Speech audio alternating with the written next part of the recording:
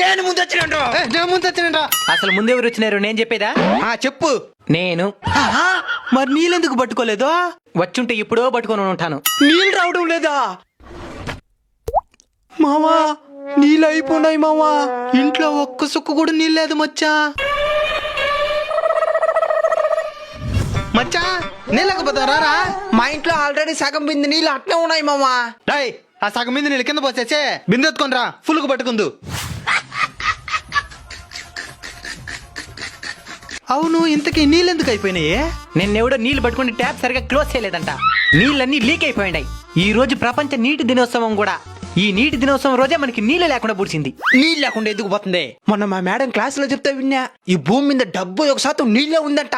నిజమే, కానీ తాగలేం. ఏమే? ఉప్పు నీళ్ళు కాబట్టి. మీకు అర్థమయ్యేలాగా చెప్తాను చూడండి. ఈ భూమి మీద ఉండే మొత్తం నీటిని 100% అనుకుంటే అందులో 97% నీళ్లు తాగచ్చా? అస్సలు తాగలేం.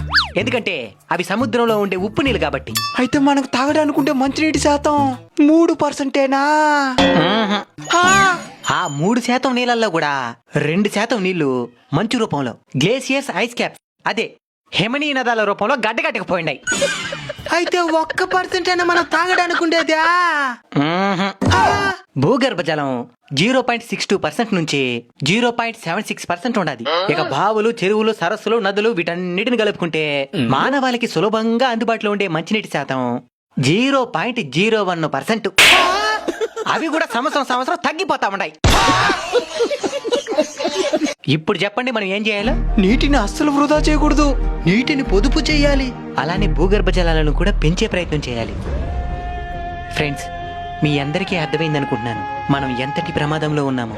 కాబట్టి దయచేసి ఈ వీడియోని వీలైనంత మందికి షేర్ చేసి వాళ్ళకి నీటి విలువ తెలిసేలా చేయండి. అలానే ఈ వీడియో మీకు ఉపయోగపడింది అని అనిపించుంటే ఈ వీడియోని లైక్ చేసి మన అన్బీటబుల్ కల్చర్ ఛానల్ని సబ్స్క్రైబ్ ఆర్ ఫాలో చేసి మీ సపోర్ట్ని అందిస్తారని ఆశిస్తున్నాము.